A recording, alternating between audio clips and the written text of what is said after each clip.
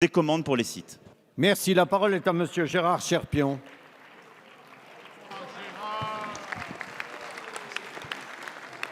Monsieur le Président, ma question s'adresse à Monsieur le Premier ministre. Monsieur le Premier ministre, François Hollande a profité de ses vœux aux Français pour annoncer un plan d'urgence en faveur de l'emploi.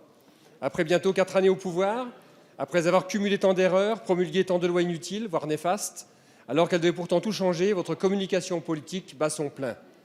Que peut changer ce plan pour les demandeurs d'emploi, les apprentis, les chefs d'entreprise? Rien selon les économistes, rien selon les partenaires sociaux et rien pour une majorité de Français qui sont lassés de promesses sans demain.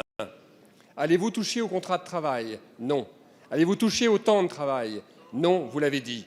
Alors que nos partenaires européens ont repris le chemin de la croissance avec des baisses spectaculaires du taux de chômage, la France reste engluée dans un chômage de masse qui ne cesse d'augmenter malgré tous les indicateurs mondiaux positifs.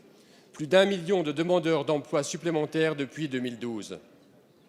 Même votre ministre du Travail n'y croit pas.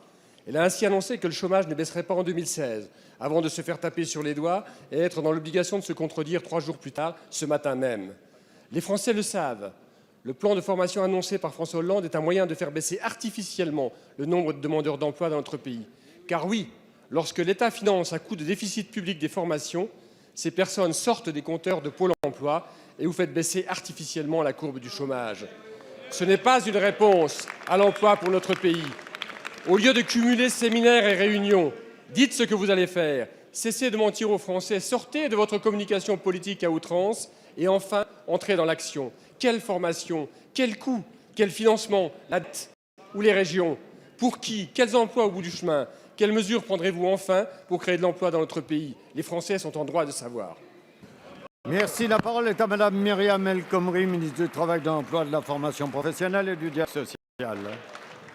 Merci, Monsieur le Président. Mesdames et Messieurs les députés, Monsieur le député Cherpion, je ne me contredis absolument pas.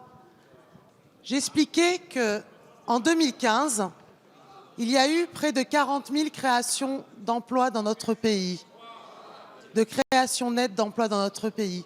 Et que ces créations, après de nombreuses années de destruction d'emplois, bien sûr qu'il fallait accueillir favorablement ces créations, mais qu'elles n'ont pas été suffisantes par rapport à notre croissance démographique. Et l'enjeu de ce plan emploi, cette mobilisation pour l'emploi, elle a un double objectif. Le premier, c'est de soutenir la création d'emplois par un soutien à l'embauche. Et le second, c'est en effet de former des demandeurs d'emploi qui sont peu ou pas qualifiés. 2 chiffres.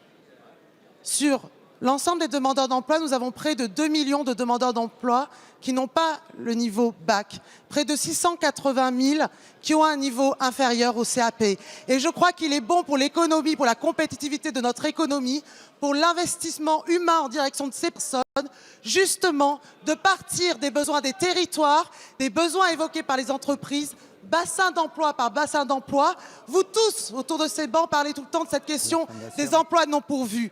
Comment pouvons-nous organiser une mise en œuvre très opérationnelle? Bien sûr que ce plan de formation est ambitieux, bien sûr qu'il est ambitieux, mais une mobilisation avec les présidents de région, avec les partenaires sociaux, avec les directs, avec l'ensemble des partenaires, en partant des besoins des entreprises et en développement de nombreux engagements.